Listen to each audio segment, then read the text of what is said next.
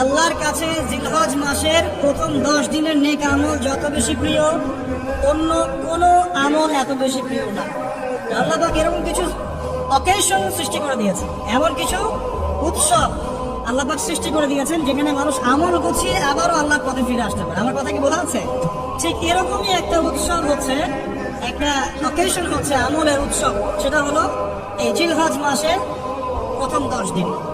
এই জিলহজ মাসের প্রথম 10 দিন সম্পর্কে আল্লাহ পাক সূরা ফজরের মধ্যে শপথ করেছেন, ওয়াল ফাজরি, ফজরের কসম, ওয়া লায়ালিন আশর, এবং এই 10 রাতের কসম। এই 10 রাত বলতে এখানে জিলহজ মাসের এই 10 দিন এবং 10 রাতকে বোঝানো হয়।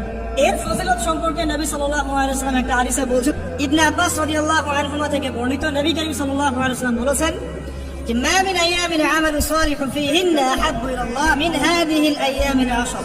আল্লাহ পাকের কাছে এই 10 দিন অর্থাৎ জিলহজ মাসের প্রথম 10 দিনের নেক আমল যত বেশি প্রিয়, আল্লাহর কাছে জিলহজ মাসের প্রথম 10 দিনের নেক আমল যত বেশি প্রিয়, অন্য কোনো আমল এত বেশি প্রিয় না। অন্য কোনো আমল, এটা বুঝতে গিয়ে সাহাবায়ে কেরাম প্রশ্ন করছেন, কওলু, তারা বলছেন, ইয়া রাসূলুল্লাহ, হে আল্লাহর রাসূল, বলুন সাল্লাল্লাহু আলাইহি ওয়াসাল্লাম, ওয়ালাল জিহাদু ফি সাবিলিল্লাহ, আল্লাহর পথের জিহাদও কি নয়? আমরা তো জানি ইসলামের সর্বোচ্চ চূড়া হচ্ছে আল্লাহর পথের জিহাদ। তো নবী সাল্লাল্লাহু আলাইহি ওয়াসাল্লাম বলছেন, ওয়ালাল জিহাদু ফি সাবিলিল্লাহ, আল্লাহর পথের জিহাদও নয়, আল্লাহর পথের জিহাদও নয়, ইল্লা, তবে ওই ব্যক্তির কথা ভিন্ন, রাজুলুন খারাজা বিনাফসিহি ওয়া মালিহি ফালাম ইয়ারজি' মিন যালিকা বিশাই, কোন একজন ব্যক্তি যে তার জান এবং তার মাল নিয়ে আল্লাহর পথে বেরিয়ে গেছে, তারপরে কোনো কিছু নিয়ে সে ফিরে আসতে পারে নাই, মানে সে শহীদ হয়ে গেছে, এই ব্যক্তির কথা ভিন্ন।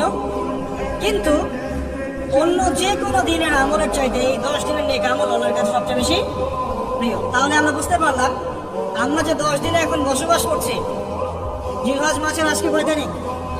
1 তারিখ। এই যে আল্লাহ পাক নিয়ামতের সাথে আমাদেরকে বাঁচিয়ে রেখেছেন, এই 10 দিন আমল করার সুযোগ দিয়েছেন, এই কৃতজ্ঞতা স্বীকার করে আমরা কিন্তু শেষ করতে পারবো না। পারবো? পারবো না। প্রশ্ন হচ্ছে যে এই 10টা দিন আমরা কিভাবে কাজে লাগাতে পারি। আমি সেদিকেই যাবো ইনশাআল্লাহ। তার আগে এই দিনগুলো সম্পর্কে আরো একটা ফজিলতের হাদিস শুনিয়ে দিচ্ছে। তিরমিজি, ইবনে মাজাহ, মিশকাতের 128 পৃষ্ঠায় একটা হাদিস এসেছে, আবু হুরায়রা রাদিয়াল্লাহু আনহু থেকে বর্ণিত, নবী করিম সাল্লাল্লাহু আলাইহি ওয়াসাল্লাম বলেছেন যে দিন সমূহের মধ্যে এমন কোনো দিন নাই, আল্লাহর দিনগুলোর মধ্যে এমন কোনো দিন নাই যেদিন ইবাদত করা আল্লাহর কাছে জিলহজের 10 দিনের ইবাদতের চেয়ে বেশি প্রিয়। কথা বুঝতে পারছেন? এরপরে নবী সাল্লাল্লাহু আলাইহি ওয়াসাল্লাম বলছেন, ইয়াদুলু সিয়ামু কুল্লি সিয়ামিন মিনহা বিসিয়ামি সানাতিন, এই 10 দিনের একটা সিয়াম বা একটা রোজা 1 বছর রোজা রাখার সমান। এই 10 দিনের একটা রোজা 1 বছর রোজা রাখার সমান। ওয়া কিয়ামু কুল্লি লাইলাতিন ফিহা বিকিয়ামি লাইলাতুল কদর, এবং এই 10 রাতের এক রাতের কিয়াম লাইলাতুল কদরের কিয়ামের সমান।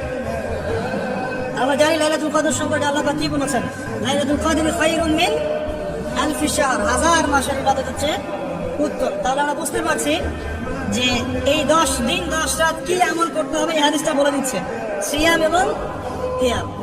10টা সিয়াম না পড়েন, অ্যাটলিস্ট 3টা সিয়াম করা যাবে ইনশাআল্লাহ। করা যাবে না?